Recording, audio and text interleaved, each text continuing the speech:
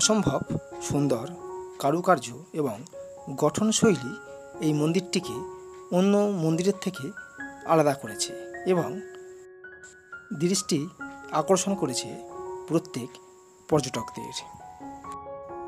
আমিও থাকতে পারলাম না, ছুটে চলে গেলাম এই অসম্ভব সুন্দর মন্দিরটির দর্শনে এবং সঙ্গে অবশ্যই আপনারা তো আছেনই। এই মন্দিরে কি কি দেখার আছে, কীভাবেই বা আসবেন, সমস্তটাই থাকবে আজকের এই ভিডিওতে, তাই সম্পূর্ণ ভিডিওটি আপনাদেরকে দেখার অনুরোধ করলাম। মেট্রোপলিটন দুর্গা মন্দির কলকাতার খুবই একটি ইউনিক মন্দির এটি। তো আজকে আমরা এখানে এসেছি এবং আপনাদেরকে দেখানোর অনেকটা চেষ্টা করব, দেখি কতটা আপনাদের দেখাতে পারি। মন্দিরটি কিন্তু সত্যি কিন্তু খুবই সুন্দর এবং এর যে কারুকার্য, এই যে আর্কিটেকচার, এটি কিন্তু সত্যি কিন্তু অতুলনীয়। দেখতেই পাচ্ছেন ব্যাকগ্রাউন্ডে মন্দিরটি দেখা যাচ্ছে এবং মন্দিরটির ঠিক পাশেই রয়েছে একটি বিশাল পুষ্করিণী। এটি কিন্তু খুবই সুন্দর দেখতে লাগছে। এবং চলুন বন্ধুরা, প্রথমে আমরা জেনে নেব এই মন্দিরে যদি আপনারা আসতে চান তো কিভাবে আসবেন। বাস স্ট্যান্ড এবং মেট্রোপলিটন বাস স্ট্যান্ডে নেমে, এটি হচ্ছে বাস স্ট্যান্ড, এখান দিয়ে নেমে আমরা চলে যাব বাইপাস ধাপা। এখানে যদি আপনারা আসতে চান বন্ধুরা, মেট্রোপলিটন বাইপাস ধাপা দেখতেই পাচ্ছেন সামনে, মেট্রোপলিটন বাইপাস ধাপা। সামনে যে রাস্তাটি যে ঢুকে গেছে, এই রাস্তা দিয়ে আপনাদের প্রবেশ করতে হবে। সামনে যে রোডটি চলে যাচ্ছে একদম সোজা, এই সোজা রোডটি গেলেই আপনারা পৌঁছে যাবেন মেট্রোপলিটন দুর্গা মন্দির। এখানে এলে আপনারা দেখতে পেয়ে যাবেন সামনে একটি অসম্ভব সুন্দর ঝিল। মন্দিরটার লাগোয়া এই ঝিলটি কিন্তু অসম্ভব সুন্দর এবং এখানে বসার প্রচুর সিট আছে, সেখানে আপনারা বসতে পারেন ইচ্ছে করলে। এবং এই ঝিলের একদম লাগোয়ায় কিন্তু এই মন্দিরটি, যেটি আপনি দেখতে পাচ্ছেন ঠিক আমার ব্যাকগ্রাউন্ডে, এটি হচ্ছে মেট্রোপলিটন দুর্গা মন্দির। আমরা এখন চলেছি মন্দির দর্শনে। আমি আগেও বলেছি এই মন্দিরটির যে অসম্ভব সুন্দর গঠনশৈলী এবং এর যে কারুকার্য, এটি মন্দিরটিকে অন্য মন্দিরের থেকে আলাদা করেছে।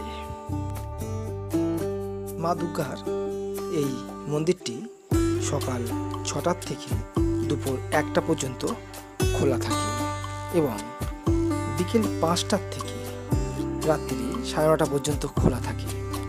এর মধ্যে 7টার সময় যে সন্ধ্যা আরতিটি হয় সেটি কিন্তু সত্যি খুবই দেখার মতো।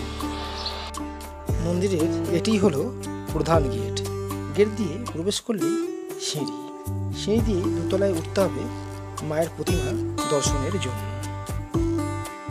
দেখুন বন্ধুরা, মন্দিরের মেন যে দরজাটি, সেই দরজাটি কতটা সুন্দর দেখতে লাগছে। মা দুর্গার মন্দির হওয়ার জন্য মূল বিগ্রহী হলো এখানে দুর্গা মা। এছাড়াও কিন্তু আরও অন্যান্য দেবদেবী এখানে পূজিত হয়ে থাকে। মা দুর্গার পাশাপাশি মহাদেব, মা ভবতারিণী, বজরংবলী, প্রভু জগন্নাথ দেব এবং রাধা কৃষ্ণ এই মন্দিরে কিন্তু বিরাজমান। দূর থেকে মন্দিরটিকে দেখলে মনে হয় পদ্ম ফুলের উপরে মন্দিরটি তৈরি হয়েছে, অর্থাৎ মা দুর্গা এখানে পদ্ম ফুলের উপরে বসে আছেন। মন্দিরটি এইভাবেই এখানে তৈরি করা হয়েছে।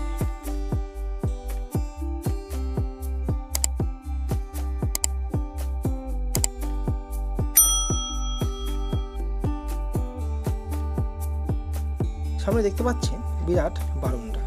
এই বারান্দা দিয়ে সামনের দিকে একটু এগিয়ে গেলেই দেখতে পেয়ে যাবেন মায়ের এই অসম্ভব সুন্দর বিগ্রহ।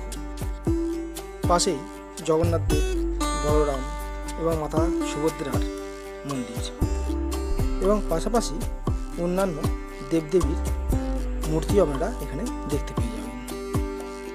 আমি মন্দিরটিতে যখন গিয়ে পৌঁছেছিলাম তখন গেট বন্ধ হয়ে যাওয়ার জন্য আমি অভ্যন্তরে প্রবেশ করে আমি বিগ্রহ দর্শন করতে পারিনি।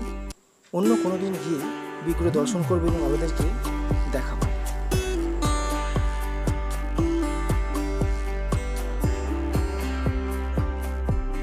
মেট্রোপলিটন দুর্গা মন্দিরে এসে একটি দেখলাম যে মন্দিরটি অবস্থিত ঠিক দুটি ঝিল রয়েছে। একটি সামনে আপনাদের দেখিয়েছি, আর একটি দেখুন এই ঝিলটি, দুটো ঝিল দুদিকে রয়েছে এবং ঠিক তার মাঝখানে রয়েছে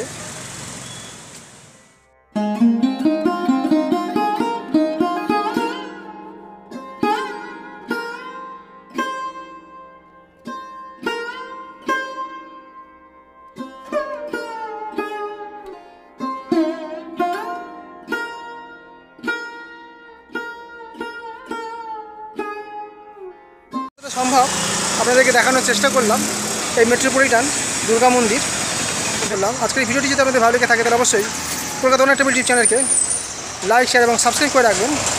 এরকম আরও ইন্টারেস্টিং ভিডিও আপনারা পেয়ে যাবেন।